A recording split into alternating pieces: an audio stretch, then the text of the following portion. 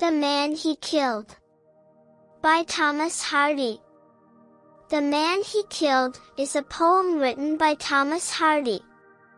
Written in 1902, it was first published in Harper's Weekly, November 8, 1902. The Man He Killed dramatizes a battle scene between two men. He deals with an internal struggle as his thoughts are regretful before he even shoots. The narrator muses that, in a different context, he would have befriended the combatant. Nevertheless, he kills the man and attempts to reassure himself by explaining the reasons for shooting him. Now let's begin line-by-line explanation of the poem. Stanza 1. Had he and I but met by some old ancient inn, we should have set us down to wet right many a nipperkin. The speaker begins by talking about an unnamed man. We are not told who he is right away. We are introduced to him as the poet wonders what would have happened in a different situation. He says that if he had met the man he's talking about under normal circumstances, for example, in a bar or an inn, they probably would have shared many a drink. Stanza 2. But ranged as infantry, and staring face to face, I shot at him as he at me, and killed him in his place. In this stanza, we are finally given a definitive answer about this unnamed man of the previous stanza. The man was a soldier in the war the speaker fought in. We are given more details as he tells us that the man he could have shared drinks with was a soldier of the opposite camp and that they were fighting face to face, that is, fighting each other.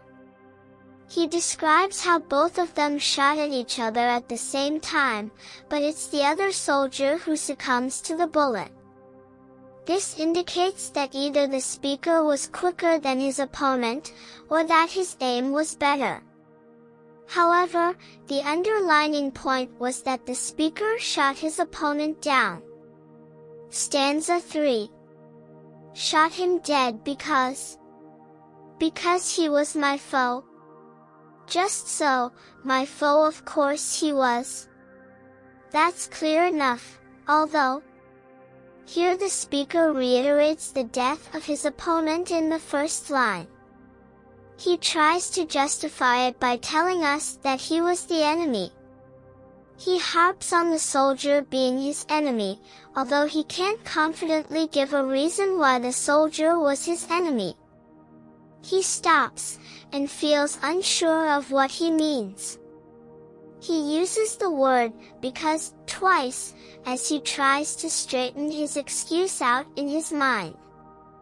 This is proved by his use of the word, of course, by which he means killing one's foe was a given in certain situations and it was nothing out of ordinary during war. And his inconstancy ends the sentence in a cliffhanger, which is continued in the next stanza. Stanza 4. He thought he'd list, perhaps, offhand like, just as I was out of work, had sold his traps. No other reason why. In stanza 4, the speaker's although is expanded so as to continue his sardonic justifications.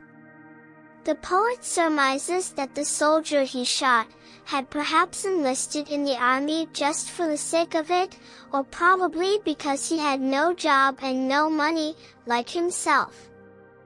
This is also the stanza where his survivor's guilt creeps in, especially when he realizes the soldier he killed was a man like him, in dire need of employment. Stanza 5. Yes, quaint and curious war is. You shoot a fellow down. You'd treat, if met where any bar is, or help to half a crown. Here, the poet talks about the curious nature of war through the speaker. He says that the senselessness of war lies in the fact that one often has to shoot a fellow, with whom, in other circumstances, one would share drinks, or help in times of financial crisis. The tone is kept light all throughout, yet there's a certain bite in the lines the speaker utters because he realizes the ridiculousness of it all.